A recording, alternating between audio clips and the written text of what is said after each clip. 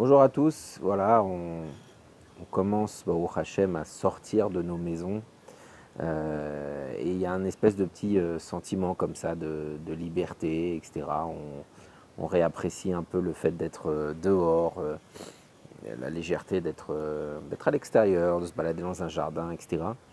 Et ben ça m'a fait penser que dans un couple, un homme et une femme, la femme s'est appelée la maison, et ben on a et on sait, on entend très souvent, pas trop souvent, mais en tout cas très souvent, beaucoup de sujets sur Shalom Bayit. Et on y met beaucoup de force, beaucoup de conditions, d'obligations. Le Shalom Bayit, les Neshamot, on se connaît d'avance, c'est le mariage chez Kadosh, tout est sur la maison, etc. Et c'est entièrement vrai.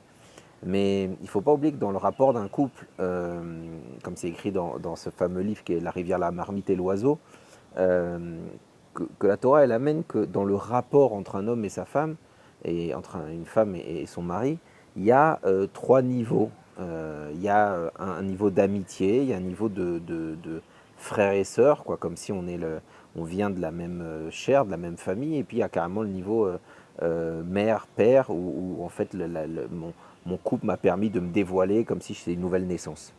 Et c'est vrai que très souvent on insiste sur les deux niveaux, on va dire, qui ont l'air plus nobles.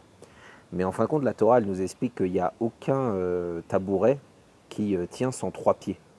Or, le pied de l'amitié, de cette espèce de légèreté, ce sentiment, voilà, quand on sort de la maison, qu'on se balade ensemble, etc., cette espèce d'amitié où on ne met pas de poids sur les choses, où on donne la place à la personne, où on ne la juge pas, où elle n'a pas forcément une étiquette. Je ne suis pas en train de parler à la mère de mes enfants, à la responsable de la cuisine, au responsable de la parnassa, au papi, papa, papa, papa.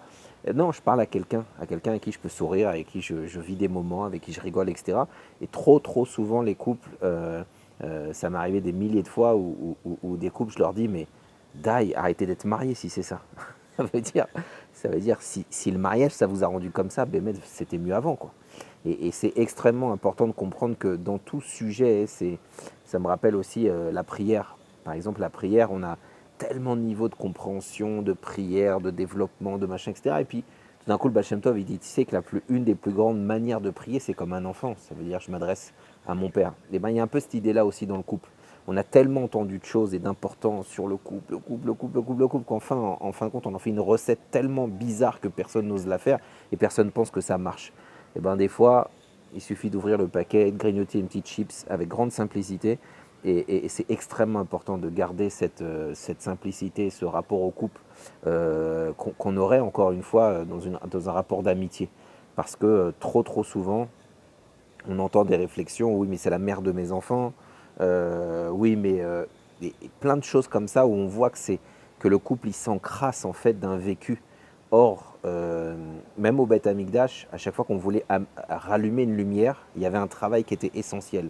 C'était d'enlever les vieilles huiles, enlever toutes les choses qui servent à rien, et on rallume une mèche comme si elle est toute neuve.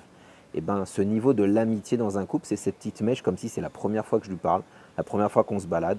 Et ben, au Hachem, nous, on peut, grâce à cette expérience bizarre du virus, tous ceux qui sont en couple, vous allez pouvoir essayer de recréer, voilà, laver votre mèche et allumer une mèche, une allumette même, mais toute neuve, simple, la première.